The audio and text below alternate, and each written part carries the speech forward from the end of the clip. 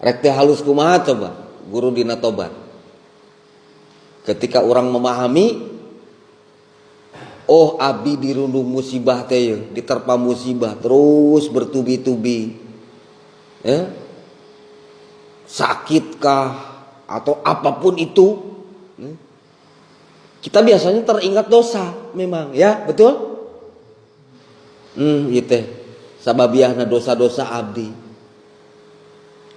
Lantas dia beristighfar karena memang hubungannya jeung dosa, seakan-akan jeung dosa, jeung kesalahanana, betul nggak?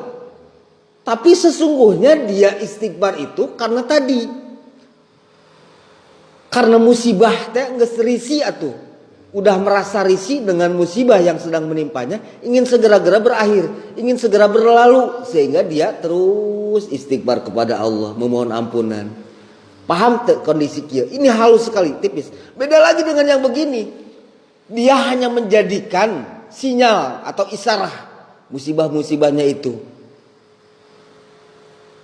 Sama persis seperti tadi. Oh ini bisa jadi musibah-musibah ini menimpa, kesulitan ini menimpa, dan lain sebagainya, sakit ini menimpa karena dosa-dosa saya.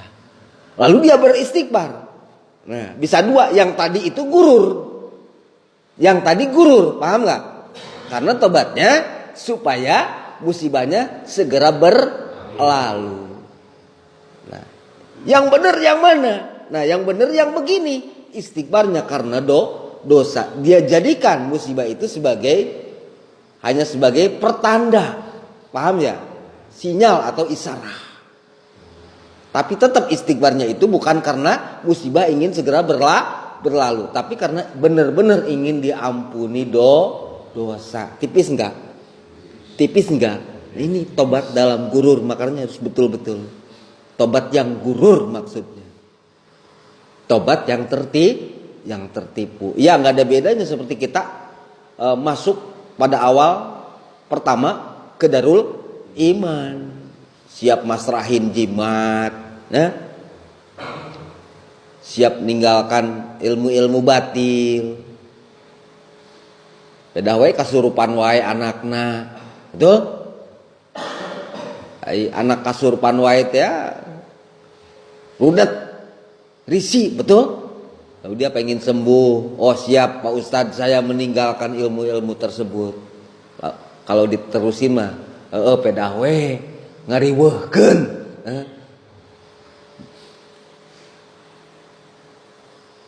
Jadi mun teu ngariweuhkeun mah jong-jong we gandeang terus diingu ilmu batil lah mohon. Makanya ada tajdid eta mah nya. Jalurna ke tajdidun niat. Diberesin lagi. Nah, kita yang udah di Darul Iman pun awas dalam keseharian gitu.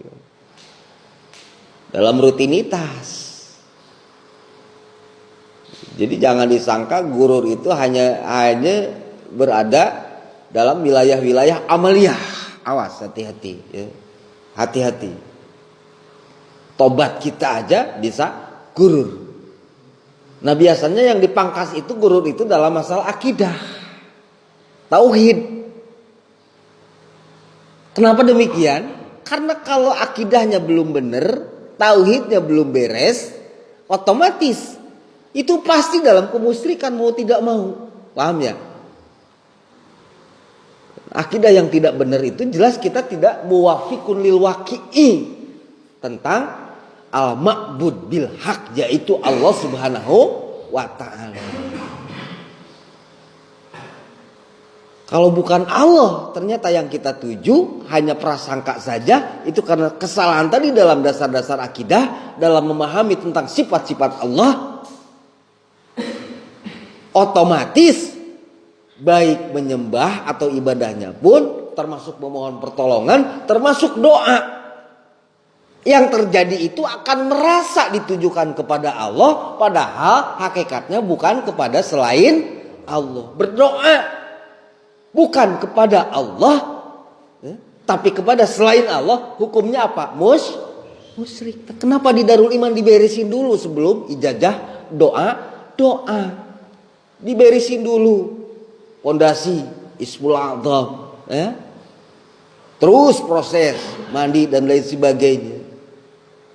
Oh 7 kali, mau berapa kali terserah. Yang penting harus sampai mantap, betul-betul mengenal keagungan Allah, betul-betul mengenal kesempurnaan zat, sifat dan perbuatan Allah Subhanahu wa taala. Kalau sudah mengagungkan, ya insya Allah mengesahkan.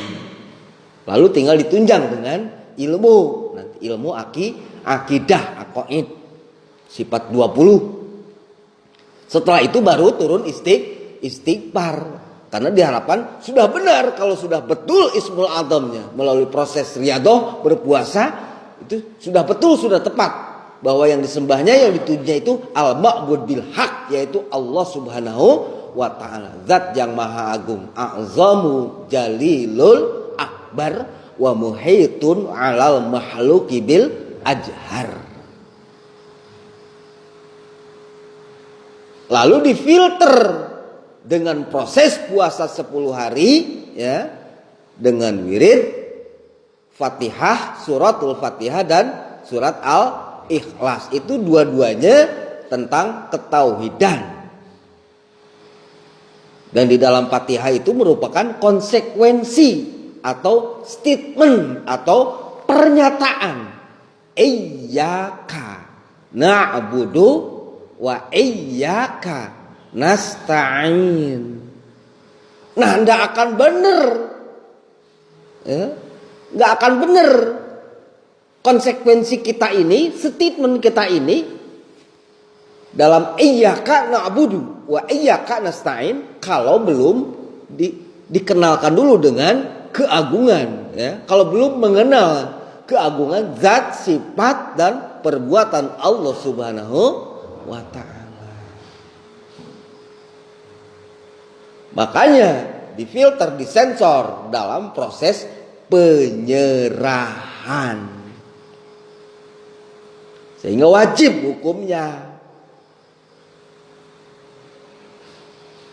Jangan sampai puasa 10 hari, ya, berpuasa 10 hari, wirid Fatihah kulhu, aturan dalam ijazah-ijazahnya di perjalanan Darul Iman, dari atasnya lagi terus harus diakhiri dengan penyerahan. Di situ ada rahasia. Ketika kita diantaranya nih, ketika kita belum benar, ya, statementnya yang dibaca iyyaka na'budu wa iyyaka nasta'in, yang dibaca bihaulaka wa quwwatikal akbar, tapi kita masih nyimpen jimat-jimat. Di samping disimpan, hati juga masih bersandar, masih ada minat, gitu loh. Masih ada apa ya istilahnya? Ada sir ke sana, gitu loh. Resep. Itu jelas nanti akan tersensor, nggak akan benar dalam penyerahannya. Atau masih ada amalan-amalan yang lain. Ketika kita sudah tahu aturannya disampaikan, jangan diamalkan, yang sifatnya ijazah, nah kita masih mengamalkan, atau minimalnya kalau nggak mengamalkan masih memberatkan. Kita masih memberatkan ajian-ajian yang terdahulu misalkan. Nah itu juga sama. Karena Allah Maha mengetahui bahwa hati kita masih memberatkan. Tidak ada sesuatu pun yang bisa disembunyikan dan tersembunyi dari pengetahuan Allah Subhanahu wa ta'ala. Wa muhaitun alal mahluki bil ajhar. Disembunyikan dimanapun itu, pasti Allah tahu. Bahkan sebelum kita diciptakan pun, sebelum segala sesuatu terjadi pun, Allah sudah maha mengetahui. Dan itu wajib diitikadkan oleh setiap orang Islam. Jika tidak diitikadkan, kufurlah dia. Paham ya?